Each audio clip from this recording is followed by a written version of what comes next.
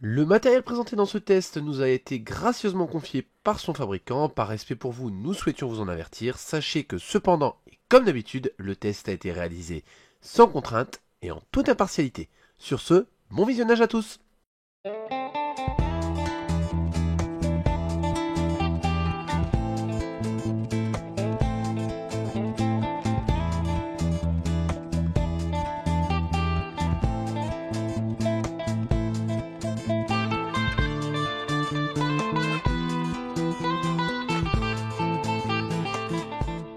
Salut les makers, CrazyDoob, impression 3D, aujourd'hui avec une avant-première, Creality 3D, donc le fabricant de la CR10, de l'Ender, etc.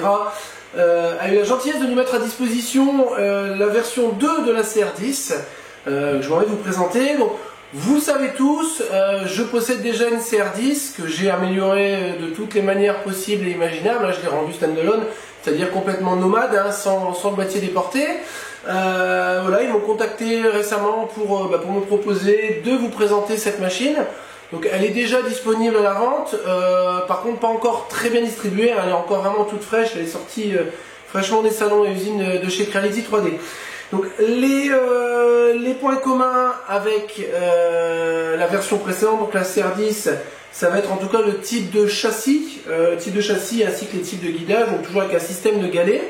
Donc un système qui est complètement éprouvé, hein, parce qu'on va retrouver ça à la concurrence et surtout, pour ainsi dire, tous les modèles du style de la marque.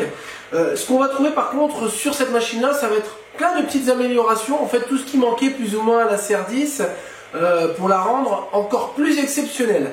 Donc ce qu'on va trouver déjà dans un premier temps, ça va être ici les renforts. Donc on pouvait installer ça sur la CR10, c'était des éléments qui étaient vendus séparément, donc on pouvait retrouver ça sur Banggood, Gearbest, etc. Ça coûtait quand même relativement cher. Donc là, ils ont choisi directement de proposer les deux renforts sur la machine. Donc on est sur du tube à alu creux, donc avec une âme rigide. Hein, donc on est vraiment sur du costaud.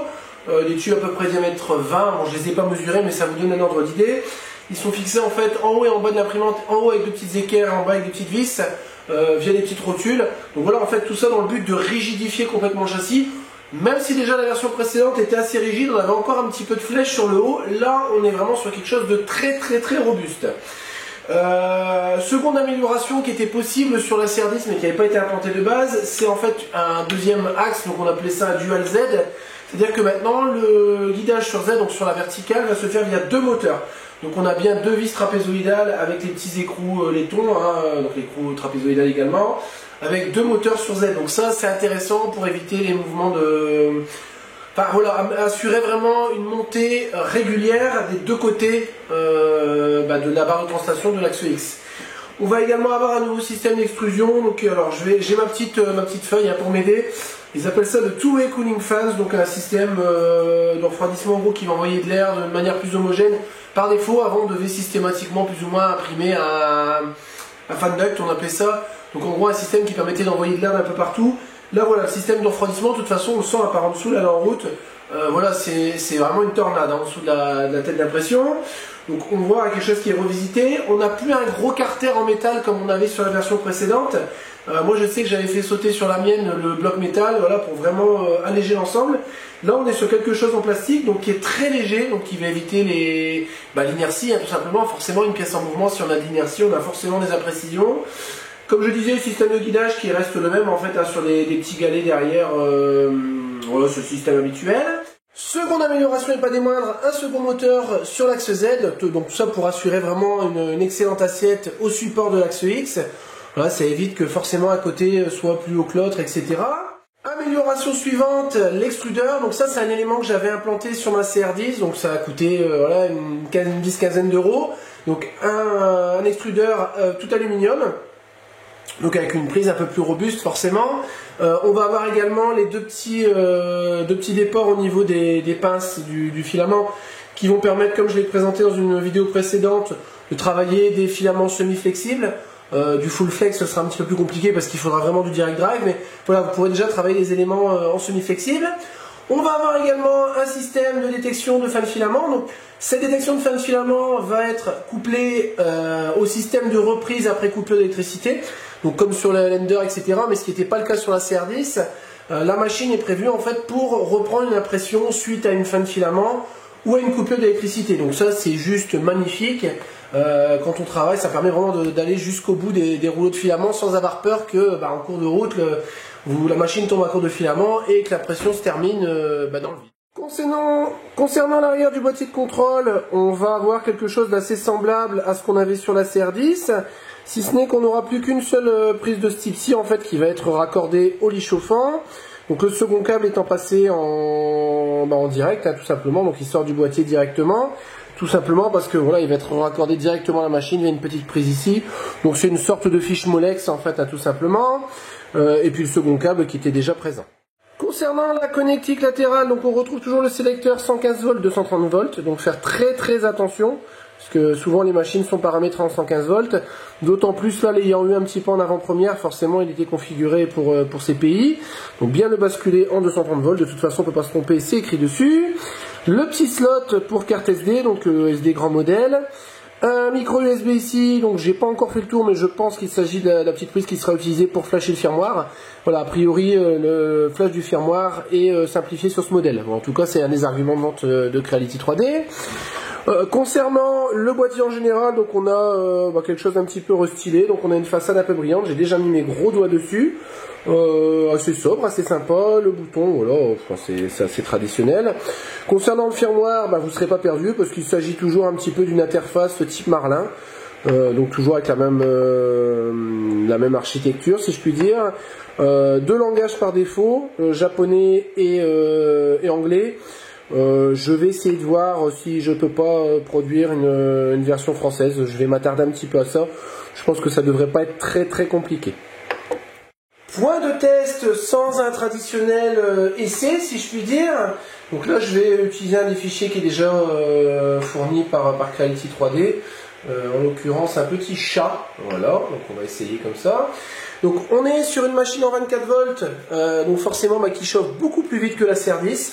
J'avais envisagé de passer la CR10 en 24 volts, mais bon, c'est une opération un petit peu plus lourde qu'un simple remplacement électronique. Enfin, idéalement, pour que ça fonctionne, j'aurais dû rajouter une alim 24 volts en plus de 24 volts, pardon, en plus de ma 12 volts. C'était pas forcément très agréable pour moi. Au niveau du bruit, on a toujours un peu le même bruit qu'on avait sur la CR10 au niveau des ventilateurs. C'est un petit peu dommage, d'autant plus que la machine en fait elle est équipée de petits drivers silencieux. Alors j'ai plus le modèle en tête. Mais voilà, en tout cas, il y a des petits drivers comme j'ai pu mettre mes TMC 2100 sur la mienne. J'ai déjà testé, on verra après, c'est vraiment très silencieux. Et du coup, en fait, le bruit généré par les ventilateurs est toujours un petit peu dommage. Voilà, faire la guerre au bruit d'un côté pour pas forcément le faire de l'autre, c'est un petit peu décevant à ce niveau-là. Voilà. Donc au niveau de la chauffe, comme je disais, on est sur du 24 volts, donc ça chauffe très vite. J'ai mis en route il y a quelques secondes, on est déjà à 37 degrés. À savoir que c'est un très grand plateau forcément, donc évidemment ça prend toujours un petit peu de temps à chauffer, beaucoup moins du coup en 24 volts. Au niveau de la surface d'impression, on est sur du 30 cm par 30 cm et une hauteur d'impression de 40 cm. Au niveau de la vitesse, on va être au maximum à 180 mm par seconde, donc ce qui est déjà très correct. Une vitesse assez élevée quand même par rapport à d'autres modèles, tout simplement parce qu'on est sur un châssis très rigide et une conception bien foutue. Voilà. Comme je disais, après je fais un petit peu le tour de mon petit aide-mémoire, si je puis dire. Il y a une petite chose que je peux signaler, mais que je trouve un petit peu dommage de ne pas avoir prévu dans le kit, c'est qu'ici en fait on a un petit emplacement, alors je vais plutôt mettre ma main comme ça, qui permet d'installer un belt touch. Donc les belt touch, ce sont les petits capteurs plastique blanc en général qu'on trouve avec un petit doigt, qui permet de venir faire la mise à niveau du plateau.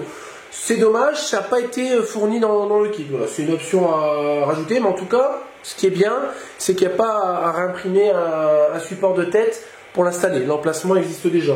Donc pourquoi pas peut-être effectivement le mettre en place un petit peu plus tard. Voilà, donc le plateau est déjà chaud. Vous voyez, ça a mis vraiment très peu de temps. Juste le temps de vous rincer la touillette, à peine 2 minutes. Donc on est à 45 degrés, comme je disais. Donc on va laisser chauffer un petit peu la buse, donc pareil, la buse qui chauffe relativement vite, forcément. Voilà, donc la pression a commencé, donc je vais retirer le petit reste de filament qui pendouille. Donc on voit qu'elle est quand même très silencieuse.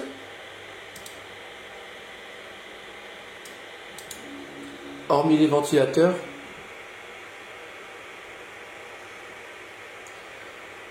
Voilà, donc j'ai déjà fait la mise à niveau du plateau, je ne vais pas vous le réexpliquer, ça a été évoqué maintes et maintes fois. Ce que je vais faire par contre, on est sur une vitesse de 100%, je vais augmenter la vitesse d'impression. Hop. Parce que j'aime bien comparer ce qui est comparable. Voilà, avec une vitesse assez élevée, on a quand même souvent un rendu un peu plus réaliste de ce qu'on peut faire avec l'imprimante, parce que c'est rare d'imprimer quand même à faible vitesse, d'autant plus avec des grands formats. Voilà, donc ça fait un quart d'heure que notre impression est en cours, donc une vitesse assez soutenue, on peut voir 140% de la vitesse initiale prévue dans le fichier. J'ai pas la vitesse initiale, donc je peux pas vous dire à quelle vitesse ça va, mais en tout cas ça va vite. J'ai oublié de préciser un petit détail, c'est que on a un petit build tack. Alors c'est un petit build tack un peu particulier. Je sais pas exactement si c'est de la sérigraphie ou un film. En tout cas, on a la petite vitre habituelle donc sur la plaque alu, donc ça change pas. Par contre, on a un petit revêtement donc avec des petites alvéoles, enfin de la petite découpe, des petits ronds si je puis dire. Pour ceux qui s'y connaissent en signalétique, on a un petit peu un aspect de film micro perforé. Voilà, si je zoome dessus, on voit un petit peu plus l'allure de l'ensemble. On va laisser terminer l'impression et puis on verra un petit peu le résultat. Voilà, notre impression est terminée. Donc on a imprimé un joli minou, sans mauvais jeu de mots, pardon. Voilà, donc hop, voilà un petit peu le résultat. Donc je découvre, c'est la première pièce que j'imprime avec. Je suis juste impressionné.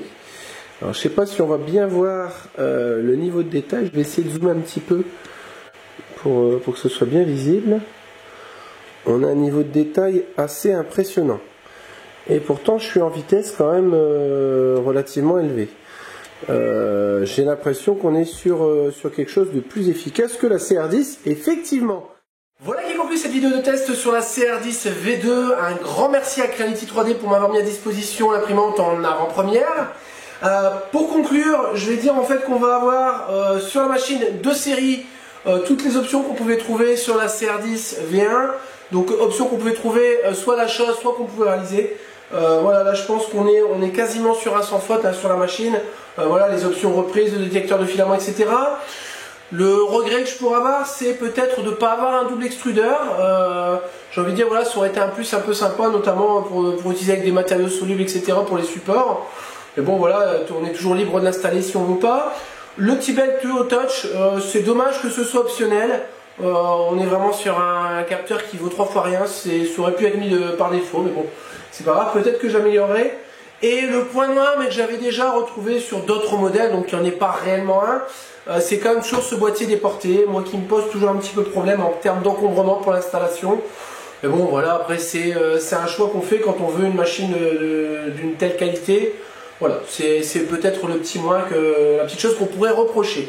Si vous avez des questions, des commentaires sur la machine, n'hésitez pas à me les mettre en lien en description. Hein. Voilà, je pense qu'il y aura peut-être d'autres vidéos sur la machine selon vos questions. Likez, partagez, parlez-nous autour de vous. N'hésitez pas à aller visiter le site de Creality 3D, hein, ça vaut le coup d'aller y jeter un petit coup d'œil, parce qu'il y a quand même des machines vachement sympas. Voilà, après je vous dis, hein, c'est comme d'habitude, hein, c'est vraiment un test totalement objectif. Quoique un petit peu moins objectif que d'habitude, parce que comme vous le savez, voilà, je suis un grand fan de ma CR10, j'aime beaucoup aussi l'Ender 3, enfin voilà, je suis assez branché Creality, c'est un choix personnel, j'ai eu d'autres marques, et c'est vrai que voilà, c'est vraiment une marque qui sort du lot pour moi, même si effectivement le prix s'en ressent. Voilà, likez, partagez, parlez-nous autour de vous, et je vous dis à bientôt pour de nouvelles vidéos.